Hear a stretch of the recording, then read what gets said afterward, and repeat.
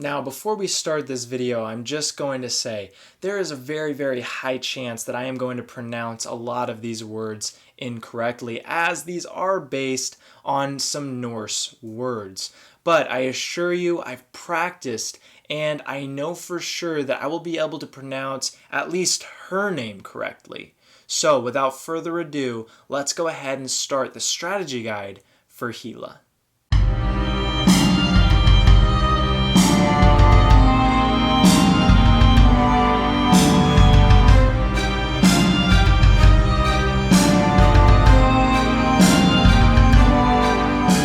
Well, hello and welcome to Lord of the Board. My name is Sam Smith, and today we are going to be doing a strategy guide on Hela in the Marvel Villainous board game. So stay tuned because this is going to be awesome. Now today we are going to be looking through her cards, we're going to take a look at her domain, and then lastly I'm going to give you a couple of strategy tips to help you play her better on your next game. But before we dive into that, I want to go over exactly what her goal is. Now you have to have a combination of 8 allies and or soul tokens at Odin's Vault, and no enemy characters can be at Odin's Vault. Now, enemy characters can be either heroes that are at that location or even opposing players' allies. Now, throughout the game, Hela is going to be able to attach these soul tokens onto heroes or your opponent's allies, and when they are vanquished or defeated, you are going to get that soul token and place it in Odin's Vault. In order to win as Hela, you have to have at least one of these, but technically, you could just have one soul token and 7 allies at this location.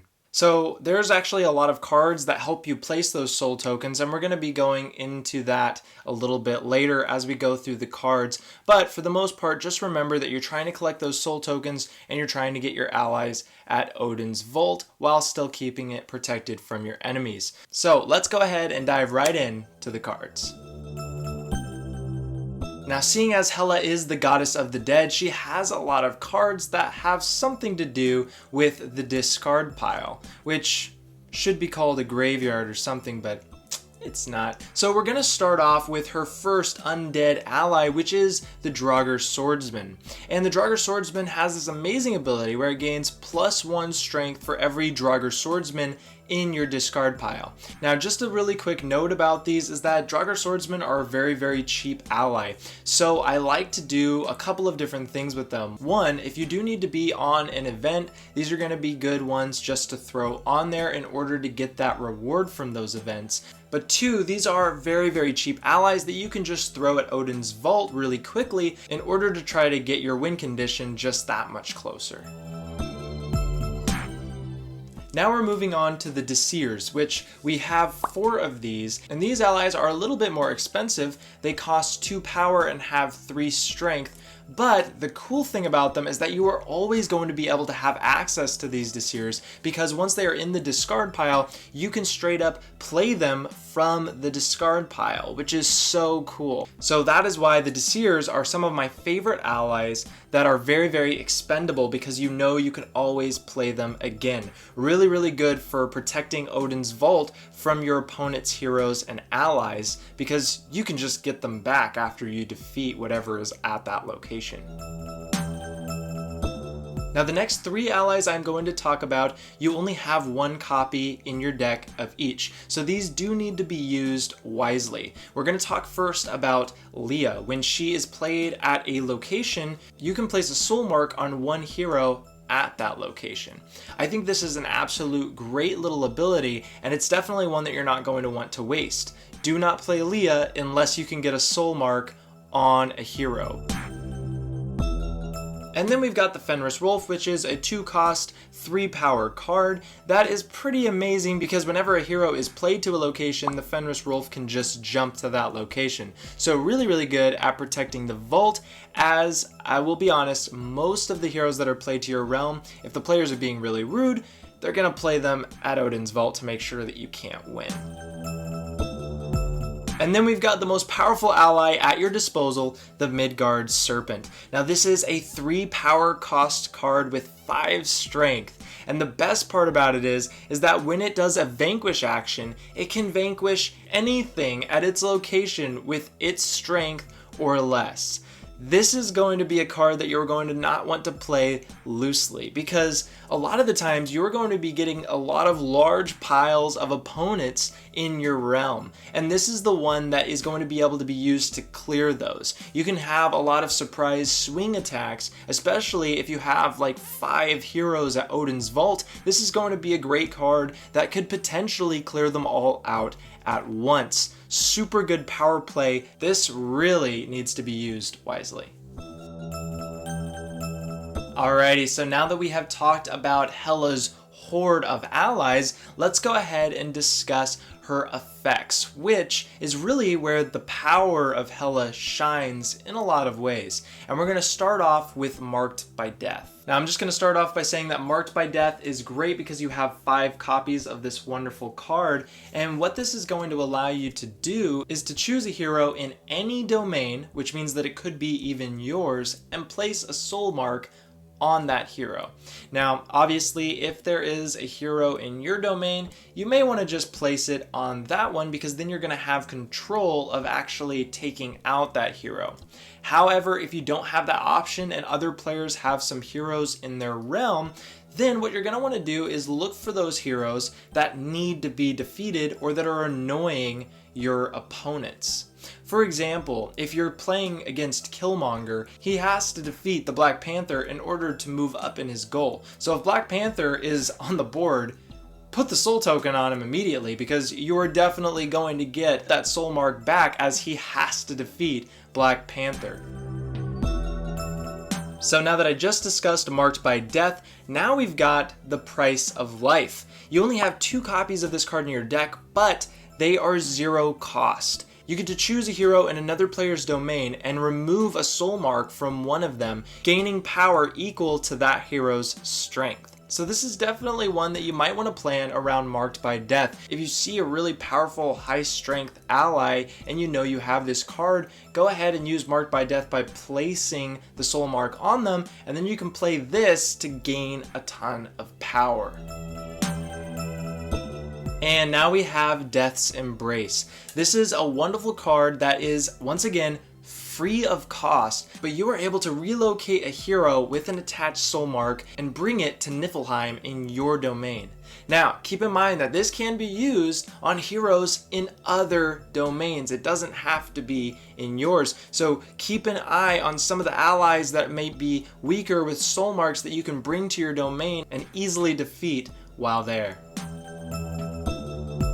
And now we've got the card Soul for a Soul. This is a 1 power cost effect card that allows you to choose a hero with a soul mark in another player's domain, remove that hero, meaning that you don't gain the soul token, but then you can choose to defeat a hero in your domain. And when a hero is defeated or vanquished, you gain the soul token. Therefore, this is a great way to get rid of a hero in your domain and gain a soul token.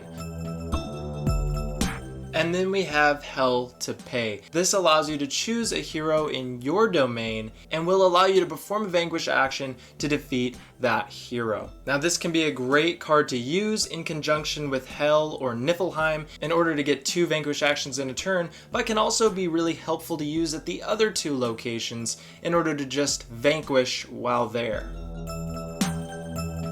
And now we are moving to Hela's 1 item card, which is Night Sword. Now, Night Sword, when you activate it, it adds a soul mark to a hero at its location.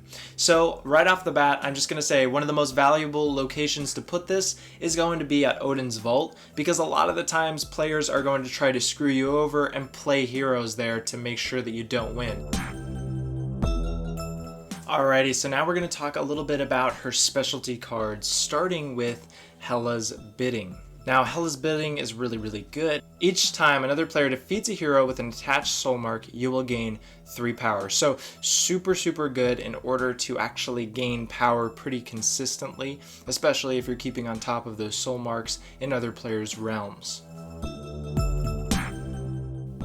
Now, Raise the Dead is one of my favorite specialty cards because it can be used to take those Draugr Swordsmen and be able to play them out of your discard pile, which is super powerful. And one of the things that makes it so great is that you can actually use those in combination with your Desirs, and you can actually play them straight from the discard pile, surprising your opponent right at Odin's Vault, which is one of my favorite things to do when I play Hela. And then we've got the Hand of Glory card, which allows you to activate it in order to choose a hero in the Fate discard pile, and then you can pay power equal to its strength and play it in another player's domain. Now, I absolutely love this ability because you can guarantee that you can get a hero with a soul mark on their board, but also if you choose a hero with the Protector ability, like say Thor, this will force your opponents to have to defeat that hero before they defeat others at that location. So super good, and a lot of cool options during gameplay. Now, you've made it to this point in the video, and I just want to say thank you so much for deciding to watch my video today. Now, before we get into her domain and the 3 tips and strategies that I have for you, please go ahead and leave a comment down below as to what villain you have been enjoying the most while playing. And if you have some extra time, please drop a like as well, as this really helps me and my channel grow bigger and reach more people. But with that, let's go ahead and jump right in to her domain.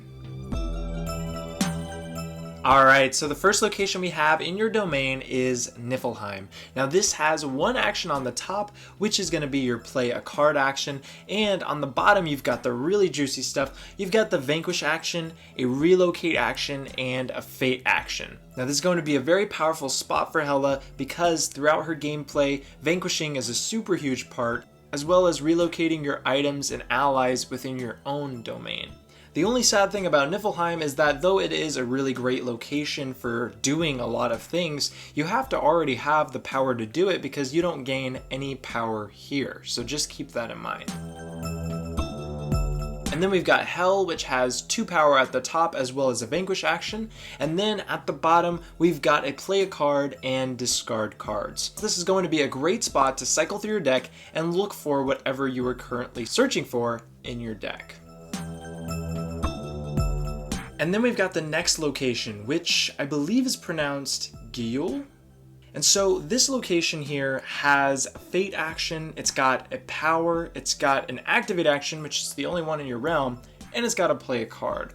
So obviously you're going to want to keep this one protected because you're going to want to be able to use the full benefit of the location. Now, it's really nice to have an Activate action. Just keep in mind that you might be finding yourself going here a lot more once you have Hand of Glory or any of the Knight Swords on your board.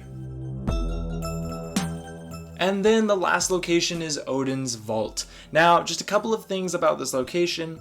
It's obviously got the discard action, 2 play cards, and gain 3 power, which it's really good that the gain 3 power is at the bottom because it will likely have a hero here. Your opponents are going to be throwing heroes here in order to stop you from winning at your objective. You cannot have any opponents at this location.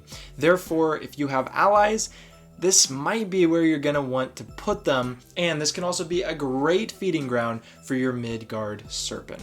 Also, just to note, whenever you're collecting a soul token, this is going to be the location that you're going to pile those onto.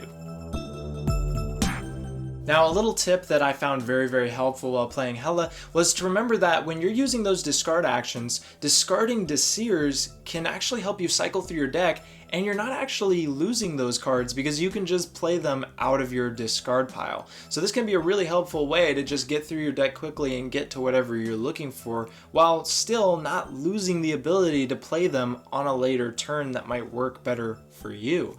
And once you have the card Raise the Dead, you can do the same with all of your Draugr Swordsmen. So as you encounter those cards, you can discard them as well, because then you're going to be able to play them from your discard pile.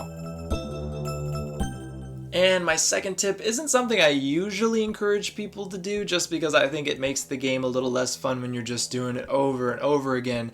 You probably know what I'm talking about, but that's to fate your opponents. Now, with Hela, it really is fitting that she's wanting to cause pain towards her fellow villains, But you really got to take this to heart as Hela. I mean, this needs to be on the forefront of your mind. You need to be fading your opponents every turn if possible. The more heroes you have on the board, on anybody's board, is going to help you get more options for soul tokens. It's going to help you have more options for putting those soul tokens on your opponents, gaining power with your cards, or removing them entirely and gaining those soul tokens. So fate heavily, and this also encourages other players to fate you, which isn't the greatest thing, but it also isn't the worst thing, because Hela can really benefit from being fated and being able to put those soul tokens on the heroes in her realm. And in that same train of thought, you're also getting possibly closer to your event card, Conquer Valhalla, which the reward on this thing is incredible. If you're able to complete this, you can put a soul mark on every single hero in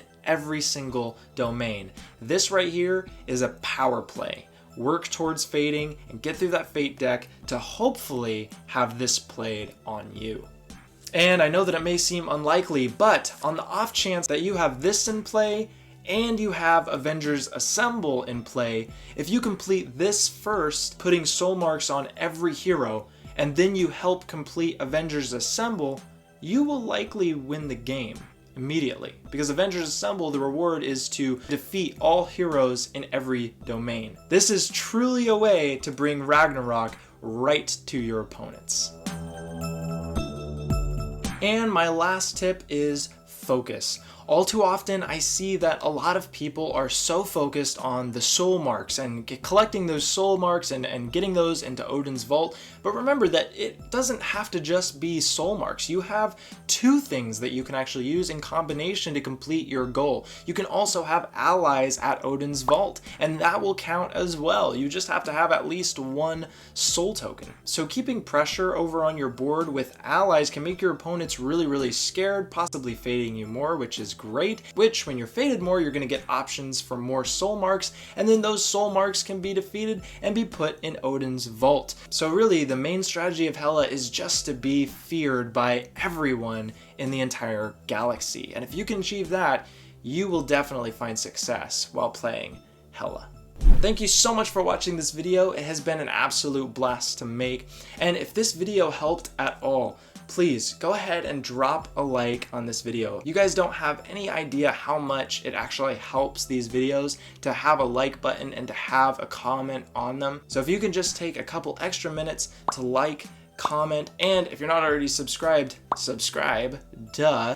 It will really, really help this channel grow and become something so much bigger than I ever thought it would be.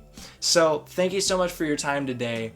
With that, that is it for Hela. Let's go ahead and drop the beat.